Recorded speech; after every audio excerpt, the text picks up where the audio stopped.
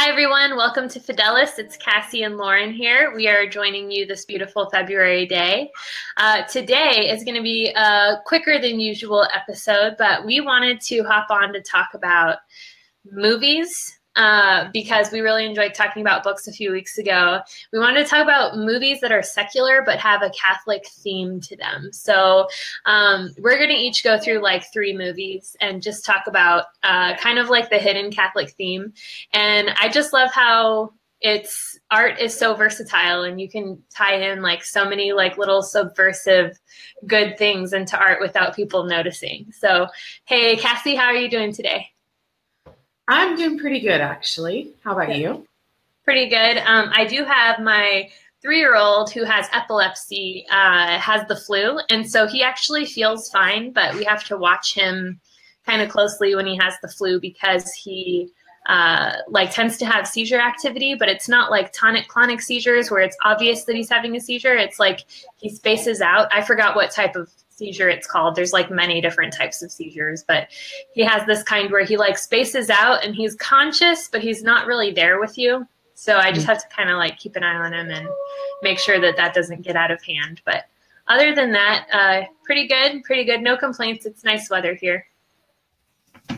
That's good. It's nice here too, since it's been kind of cloudy, but the weather has been great.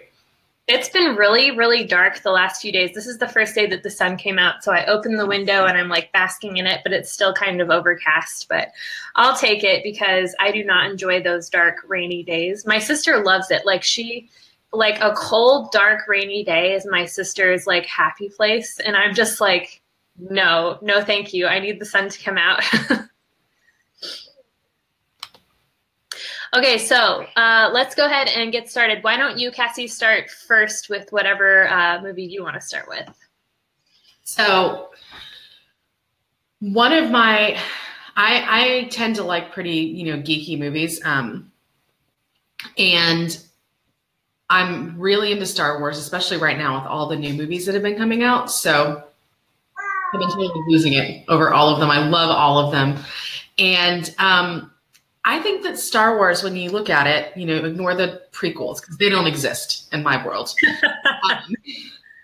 They actually have a lot of really good Catholic themes, but my favorite one, obviously you have the sense of good versus evil. But the biggest thing for me that says Catholic when it comes to Star Wars is the message of redemption.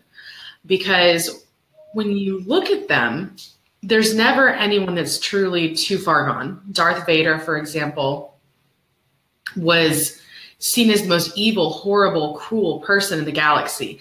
And then at the end of Return of the Jedi, he redeems himself. And in doing so, he redeems his soul. He doesn't just, it's not just where, oh, well, they're going to remember him as a good guy. We see him at the end with Obi-Wan and Yoda, and he has literally redeemed his soul. That one act, that one moment was all it took. He turned himself around and there's redemption available. And even now, we don't know what, the end is going to be for Kylo Ren in the new trilogy.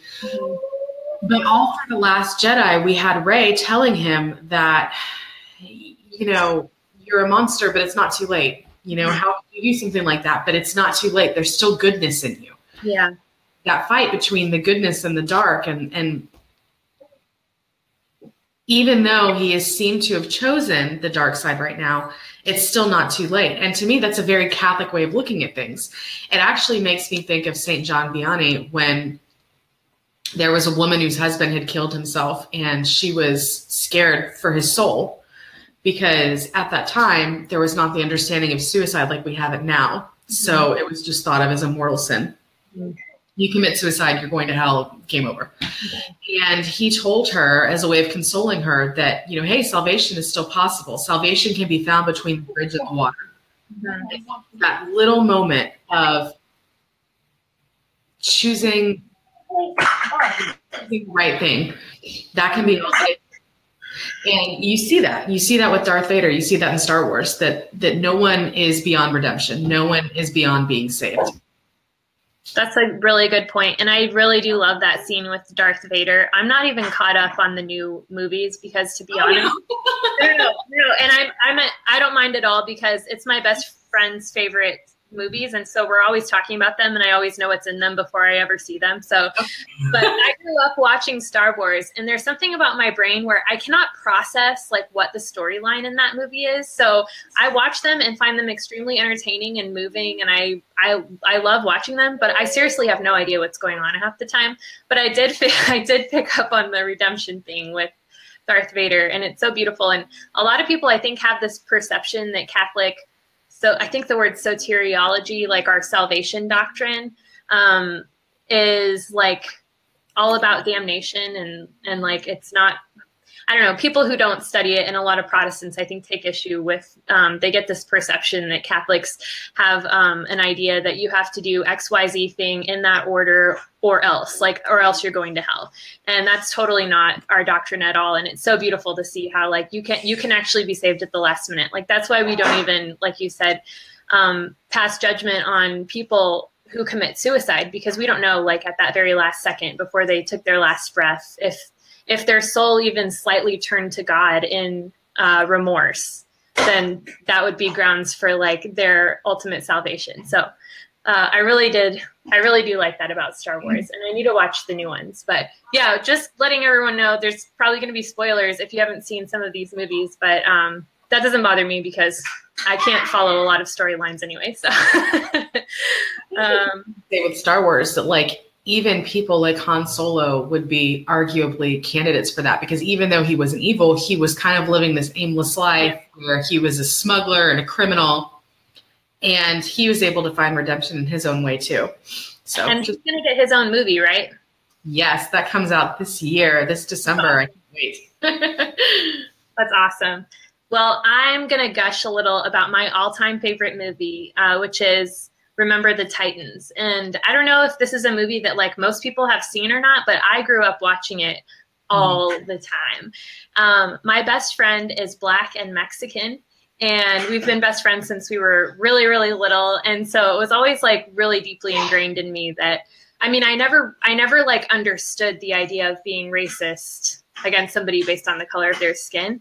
But I also grew up in like a suburb of Houston that at the time was really racist. So while I was like living this life of being best friends with someone who was Black, my community around me like did have a lot of racism. And I think that's sort of why the movie really like attracted me, because it's so beautiful. And I just love social movements. Obviously you and I are in the pro-life movement, and it's so cool to see how social movements like build up, reach a climax, and then like succeed. And I love that that's where we are in the pro-life movement too. But Remember the Titans is about the integration of a high school, and in the South.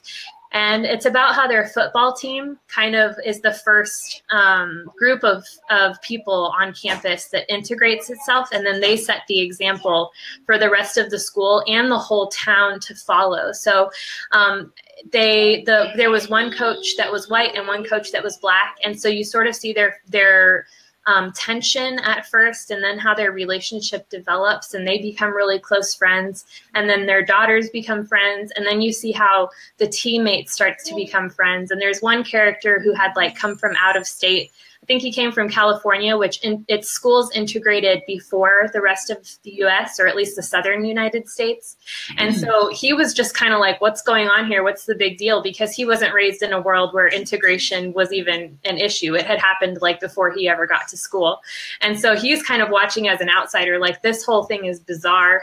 And I think the Catholic undertone is just that it's that idea that you love your neighbor as yourself, and who is my neighbor? Your neighbor is any other human being. And that message is just so applicable to any place in our lives where justice isn't being applied equally. So now it's abortion. And so I heard a really good analogy that I thought tied in with this yesterday.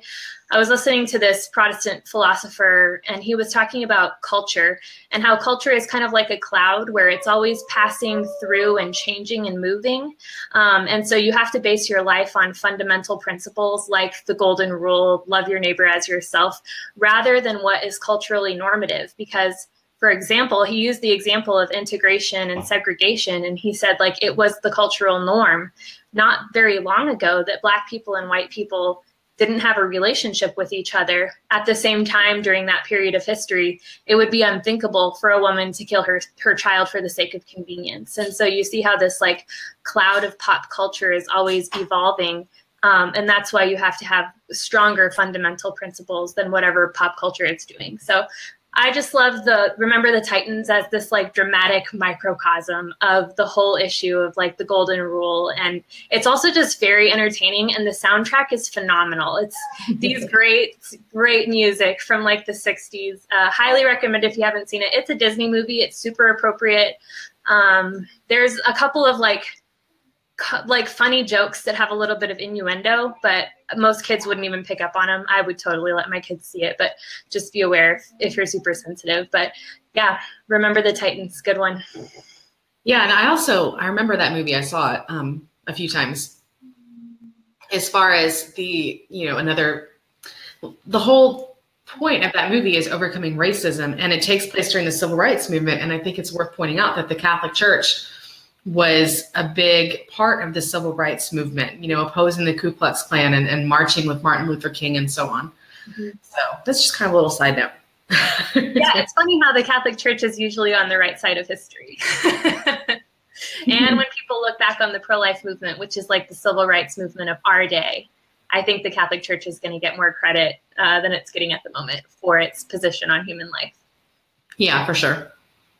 So what's your next one? The next one that really stands out to me as having a strong Catholic theme is Harry Potter, which really would be the books and the movies, but we'll talk about the movies. And there's so much there, and it makes sense because J.K. Rowling, the author, had said that she based a lot of it on Christianity. But the idea of love, the power of loving, just your friends and your family, love and sacrifice. Mm-hmm. That was a big one, being willing to sacrifice yourself for the good of others. Mm-hmm. That to me was just hugely like this Catholic message. And suffering and all, being able to endure these horrible things for love of others, that just, I feel like you can really dig into Harry Potter and find a lot of Catholic themes, but that's the biggest one that I'll mention here today. It's just, you have Harry and, by extension, his friends like Hermione. In the 7th book, she endures the Cruciatus curse, which is this horribly painful form of torture, and she endures it, and she does so because of her friends, because she loves her friends. And Harry, likewise, goes off willingly to his death because he loves his friends and he wants to save them. His parents gave up their lives for Harry because they love him. And it's this redemptive power of sacrifice. Yeah. Just so Christ-like. And it's a good message because, so often now there's this whole thought about love that, if you love someone, they're not going to make demands on you. And it's just all about being happy. And that's not what love is like. Love is about dying to yourself, and love is about, being willing to sacrifice for that person, and not even, in the big dramatic moments necessarily, but those two. And you see that in Harry Potter, and it's kind of goes against the cultural depiction of love. Yeah. That loving someone is about being willing to die for them in every way. Yeah. You see that in Harry Potter. I love that. I need to watch the later movies. I've only seen the earlier ones. It's another one of those storylines that's kind of hard for me to follow. I don't know what it is about my brain and movies, but I just can't follow them sometimes. Well, read the books. Yeah, actually, the books are better. I probably read them with my kids because I know that my 5-year-old would love that series, and he just learned how to read. So once he gets a little better at reading, we might read those together. Yeah, for sure. My next one is one that I'm sure if you have not seen this movie, you live in a cave. It's a Wonderful Life. So good. So good. It's such a good movie. And I think the Catholic undertones in that movie are pretty easy to pick up on. My favorite, thing that I would pull out is the amount of love that God has for every single individual human being. Catholicism is so like not communist at all in its theology, because if it were just about like humanity in total, it wouldn't really matter what happened to an individual, and their individual impact on the basically history wouldn't really matter. But It's a Wonderful Life does such a good job of showing how much God loves each individual person and how much of a purpose he really put every single person on earth for. So George Bailey has all these hopes and dreams that kind of don't work out because he has a medical condition. He like rescued his brother when he was little, and it caused him to not be able to like enlist in the war. And then he has these like career goals that don't work out, and then he ends up getting married, and he's finally going to get his big chance to see the world. And right before they leave for their honeymoon, the banks bust, and he has to stay in his little town of Bedford Falls. He's just this man who has such wanderlust, and he keeps getting stomped on, and he takes it in stride over and over and has these great examples in his life, until finally he reaches this point where he thinks that he has caused more harm than good in his life. And he kind of starts to wonder, what is it all for? And he reaches a point of despair and attempts suicide. And then this angel Clarence comes to his kind of rescue and walks him through what the world would look like if he had never been born. Because he kind of has this mantra of like, I wish I had never been born. He gets to the point where he thinks that really the world would be better off without him. And the world is such a dark place without him, and not because he was a heroic or extraordinary person, but because God intended for each of us to play such a crucial role in the world. And so every time someone leaves too early, you know, it really impacts God's plan, I think, for our families and our societies and our neighborhoods. And so It's a Wonderful Life just does such a good job of showing the immense like beauty in each individual human life, not the whole sea of humanity, but each individual. And then there's also the really cool kind of like example of Mary Bailey, George's wife. She's sort of like a Virgin Mary type of figure in the way that she supports him. I love Mary. Oh, I know. And she's such a great actress, and just, I don't know, she's just like your quintessential wife and mother who's got so much character and strength, but it also knows when to be gentle and when to stand up, and just such a good example. But I love how her role, like her kind of role comes to fulfillment in supporting George. And that's such a countercultural idea. Like radical feminists probably hate her character, I'm guessing, because she doesn't really have her shining star moment, but she recognizes that her kind of power is in being the strong wife and mother that gets her whole family through these like tremendous crises. And it's so cool to see how it all works out. I feel like she does have her shining star moment though, because at the end, yeah, when he gets back and it turns out that she's not home, and the reason why is because she's gone and gathered everyone in the town who loves him and saves him, and it's because of her. Yeah. And one thing that I think is really noteworthy about that is that, I mean, I grew up watching It's a Wonderful Life, but, you know, I watch it now as a wife and mother, and it's so hard to watch. You know, he's had this horrible experience and he comes home and he's like yelling at the kids and they're crying, and it's a movie and it's not real, but it just makes me want to go and hug them and like protect them from, you know, the way that he's acting, because he's horrible. Yeah. He's behaving horribly towards his family. Yeah. And how does she react? Right. You know, she, by all accounts, would be perfectly justified in being furious at him and saying, you know, like just locking him out, and people would see it as being justified. But what does she do? You know, when everything is at his absolute lowest, she doesn't on him. Yeah. That's when she picks herself. She's like, okay, now it's my turn to rise up to the occasion here, especially for the kids. And it all works out so well in the end. And everyone did kind of like, everyone knew when it was their time to be at their best. Like Mary knew, this isn't the time for me to get vindictive. This is the time for me to get resourceful. And the kids knew, like, this is the time for us to be obedient and do what mom says, because she knows what's best. And it's such a cool, like just example of good family life that works well together. And it would be different if George were just like some stumbling alcoholic that did that every day. Like that would definitely be cause for like a different reaction. But I think everyone recognized that this isn't the George Bailey that they all knew. This was the George Bailey that was going through the crucible. You know what I mean? Mm-hmm. Yeah.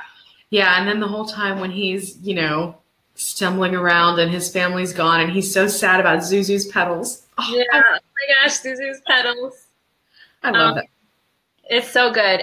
Another like sort of a modern day TV version of It's a Wonderful Life is This Is Us. If anyone hasn't seen that, I highly recommend. It's like the only show on TV since Parenthood ended, because Parenthood was my favorite show. It's the only show that where I watch it and I literally turn off the TV and I'm like, wow, I want to be a better person now. It's really unusual for a TV show to do that. Oh yeah, I feel like we could do a whole episode just talking about This Is Us, because I'm just, woo, yeah. I love it. Yeah, if you like, if you want to be encouraged as a family person, as a wife, mother, and someone who lives around children and stuff, it's such a good show. But we'll stick with movies today. So what's your next one, Cassie?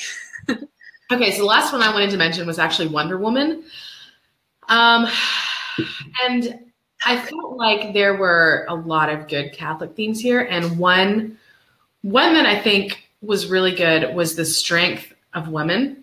Mm-hmm. You know, because she's a woman and she's so capable. Because the church, people who are not Catholic, you know, a lot of feminists or, you know, people who are anti-Catholic maybe, or Protestants, whatever the case may be, that will kind of attack the church for, they say, being anti-woman. You know, they keep women down. That's not the case at all. You know, women have a different role, but it's not a lesser role. You know, just because a woman can't be a priest doesn't mean that she's inferior.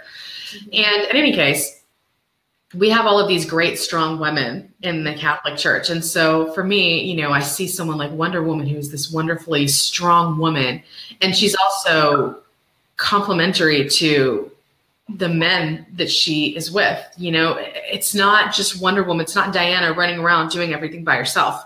Mm-hmm. You know, she has her, you know, she's got Steve and they work together and they make each other better.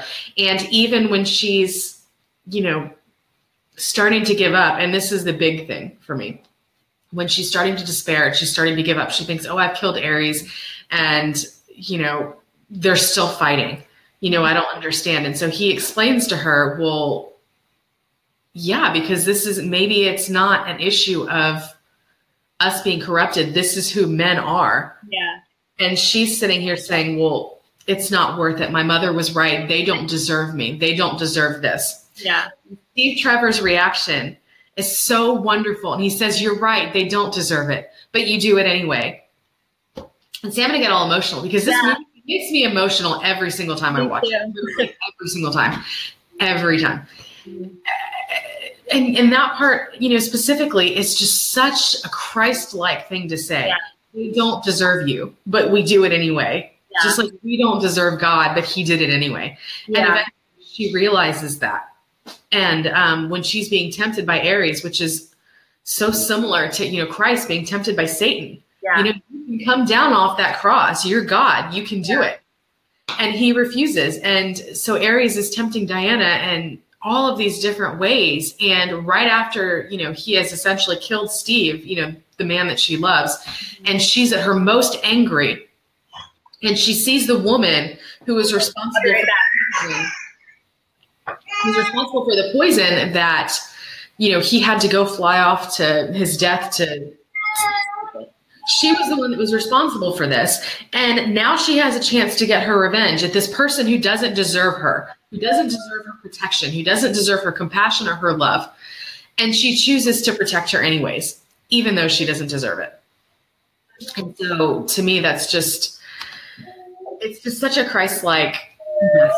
Because, I mean, I feel like I'm repeating myself a lot, but we don't deserve it. You know, we don't deserve God. We don't deserve his love, but he loves us anyways. And you see that in Wonder Woman. And it's just, it's such a wonderful. Yeah. And I feel like even I mean, I love the analogy of her to Christ, but I also think there's an analogy between her and like every Christian who's trying, because I feel like the reason I get emotional when I think about her story is because we all have that moment in our faith, and maybe it happens over and over, where things happen and you go through suffering and you're just like, these terrible things keep happening in the world, and I'm trying so hard and they just keep happening. What's the point? Like, why not just become a hedonist and just enjoy what you can get out of life while you're alive? You know, there's always that temptation to just be like, this Catholic faith is too hard. And I think that's when you need people like Steve to come in your life and be like, no, keep going. It's going to be fine. And there's a light at the end of the tunnel. To see her, somebody so strong and like perfect, go through that moment where she's just like, there's no point. There's so much like solidarity, I guess I felt when I saw it. And I was just like, okay, if Wonder Woman can go through that moment, like, you know, the rest of us can. Yeah. And she has her struggles all throughout the movie. And I could probably talk about Wonder Woman, like, for God knows how long. You know, when she feels like she's been betrayed by the people that she loves, you know, and she's just anxious and upset and angry because, you know, you kept me from killing Ares and you stopped me from saving everyone, and all of these people are dead because of you. You know, I kind of see that and I'm like, man, that's probably how God feels about us. Yeah. You know? But I mean, again, like, she struggles and she has these feelings, because I think that a lot of times we tend to see Jesus as being like kind of this hippie, like Buddha type that's like all cool all the time and doesn't have feelings. And it's like, no, Jesus has feelings. He had emotions. Mm-hmm. You know, like, he felt anger, he felt despair, he felt fear, and he felt joy, and so on. And so she feels all of these things, and she goes through these things, and she goes through these struggles and these sufferings, you know, like what you just said. You know, she loses so much, but she doesn't give up. She keeps going. Yeah. Even though it's hard, even though it's an immense sacrifice, you know, she does it anyways, and she keeps going. And I really think when she walks across no man's land, like, I think there's such a parallel. I mean, there's so many parallels there with like amazing analogies that can be drawn, but I sort of like see like Mary's fiat at the Immaculate, or at the conception of Christ, at the Annunciation, because she's like, I don't really know if this is going to work, but I know I have to do this because there's so much on the line. And she kind of just walked out in faith, and she was so badass. Like, she really does deserve to be compared to Wonder Woman, because when Mary said yes to that, she kind of knew what was ahead, but she didn't know like how it was all going to play out and how it was going to turn out for her in the end, really. So yeah, I definitely see a Mary figure in there. Yeah, me too. Definitely.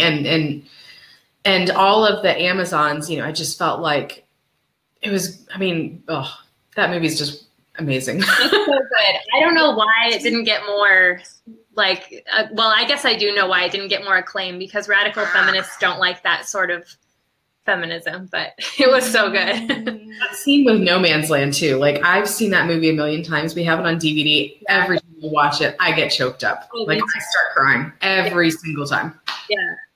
Yeah. It's a great movie. I mean, I'm going to make my sons watch it their whole life. And if I ever have a daughter, I'm going to be like, that's your role model. Keep watching this movie. Benjamin loves it. Benjamin loves Wonder Woman. We watch Wonder Woman more than we watch like Batman. That's awesome.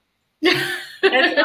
And it's pretty appropriate. I can't think of any scenes that like I wouldn't want my kids to watch. So yeah, there's really nothing.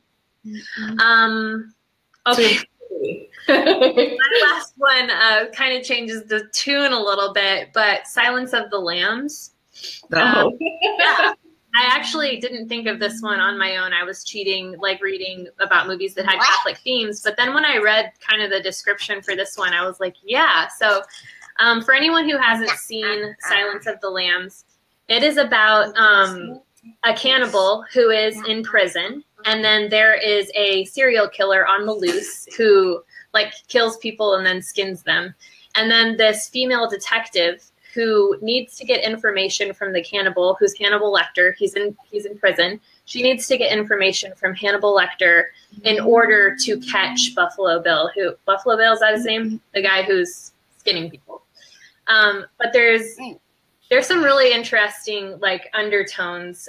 You really get to see the nature of evil, and how Clarice, the detective who gets sent in to talk to Hannibal, has to like grapple with the way that Hannibal interacts with her. Like, she goes in knowing that he's evil, but it's sort of like when you contend with evil, it throws you for a loop, and it makes you start questioning what's good and what's bad and what's reality and what's not. So she kind of like has to grapple with herself in dealing with Hannibal Lecter. And I just thought that is a kind of a good figure of what our spiritual life can look like.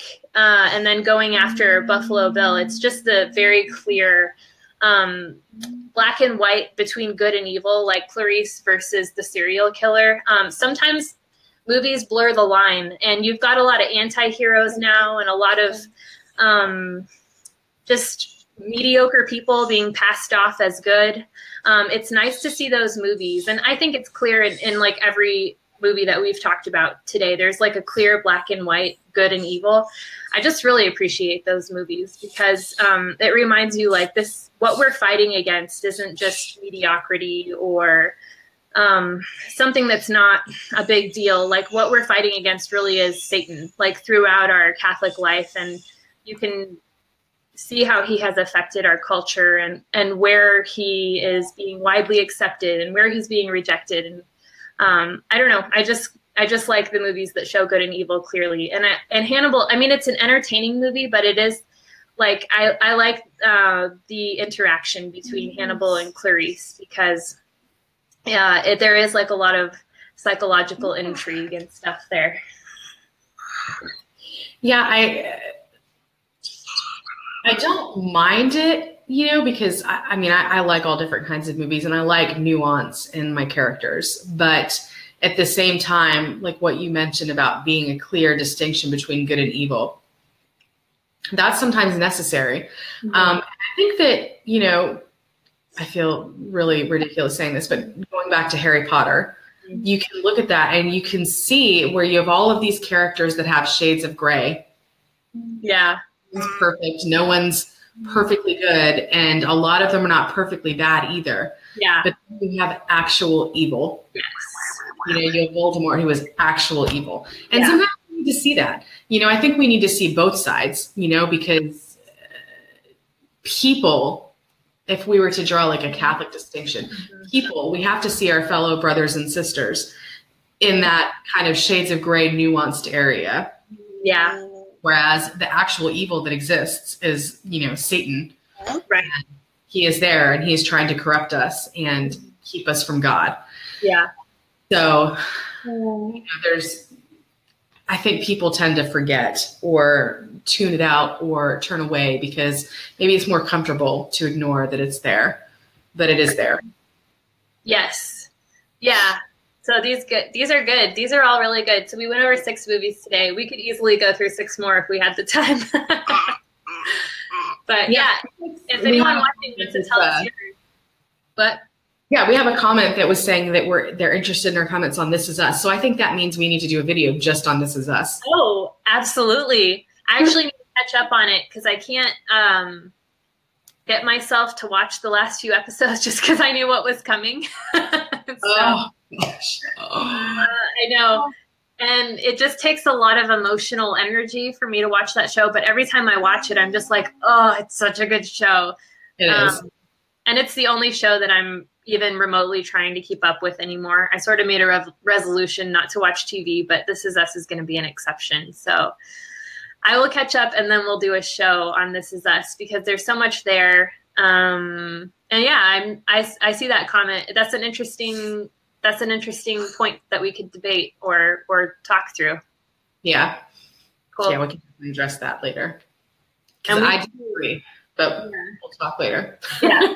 Yeah, I disagree too, but I'm interested to hear why you do. We should do a video also on just like straight up Catholic movies, like Silence. We talked about that one a few weeks ago. Yeah, there's a few that are actually just really good Catholic movies. So, all right, well, that was a good conversation. Now I really want to go watch Wonder Woman. So, all right, everyone. Well, remember to like our video, share our video, because that's how we can reach more people. And then like us on Twitter, or follow us on Twitter, excuse me. I have to remember which language goes with which platform.